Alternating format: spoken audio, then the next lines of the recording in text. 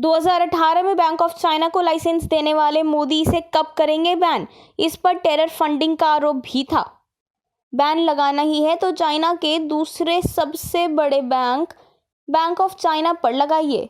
कुछ फालतू ऐप पर बैन लगाने से क्या हासिल होगा? बैंक ऑफ चाइना को लाइसेंस नेहरू जी या मनमोहन सिंह ने नहीं दिया है, यह 2018 में मोदी जी ने ही दिया है। वह भी तब जब 2018 में SCO समिट के दौरान प्रधानमंत्री नरेंद्र मोदी ने चीन के राष्ट्रपति शी जिनपिंग से इसका वादा करके आए थे।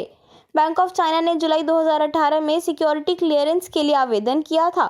इस बैंक पर आतंकवादी संगठनों की फंडिंग के आरोप थे, लेकिन इसके बावजूद भी भारत में व्यापार करने का लाइसेंस इसे दे दिया गया। यही नहीं, 2019 अगस्त में इसे भारतीय रिजर्व बैंक कानून 1934 की दूसरी अनुसूची में शामिल कर दिया गया और देश के नियमित बैंक सेवाएं देने की अनुमति भी दे दी गई। इससे पहले मोदी राज में ही जनवरी 2018 से industrial and commercial bank of China को भी भारत में बिजनेस करने की अनुमति दे दी गई थी। हमारे देश के बहुत से अर्थशास्त्री इन बैंकों को लाइसेंस देने के खिलाफ थे। RBI के पूर्व डेप्यूटी गवर्नर PK चक्रवर्ती ने भी उस वक्त कहा था कि चीन अपनी आक्रामक कारोबारी नीतियों के लिए जाना जाता है। चीन के पास जो भी रिसोर्स है उसको वह अग्रेसिव तरीके से इस्तेमाल करता है। रिसोर्स, टेक्नोलॉजी और अग्रेसिव राजनीति के मामले में सरकारी बैंक अभी पीछे हैं। अगर उनका मार्केट शेयर गिरता है तो देश की इकोनॉमी ठीक नहीं रहेगी। मार्केट एक्सपर्ट्स और पूर्व बैंकर SK लोढ़ा ने अमेरिका का उदाहरण देकर समझाया कि इस बैंक को लाइसेंस देना कितना गलत निर्णय है। नवभारत टाइम्स ने कहा, अमेरिका ने पहले चीनी कंपनियों और बैंकों को अमेरिका में खोलकर काम करने दिया।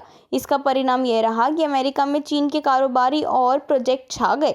इससे अमेरिका की इकोनॉमी गड़बड़ गई।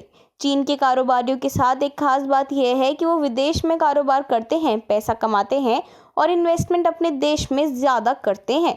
वैसे आपको बता दूं कि बैंक ऑफ चाइना साधारण बैंक नहीं है।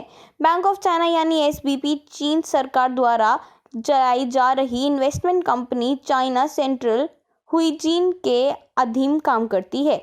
यह बैंक 50 देशों में फैला हुआ है, जिसमें से 19 चीन के वन बेल्ट वन रोड योजना के तहत आते हैं। OBOR यानी वन बेल्ट वन रोड परियोजना विश्व व्यापार को अपने कब्जे में कर लेने की चीन द्वारा चलाई जा रही सबसे महत्वाकांक्षी योजना है। यह योजना की विस्तारवादी नीति का ही प्रतिरूप है। इसलिए इस बैंक को लाइसेंस कैंसिल करना ही वह कार्य होगा जिससे चीन वास्तविक रूप से प्रभावित होगा, क्योंकि उसका व्यापार सीधा प्रभावित होगा। यह टिकटॉक बैन करने से या चीनी झालरों के बहिष्कार से कुछ हासिल नहीं होगा।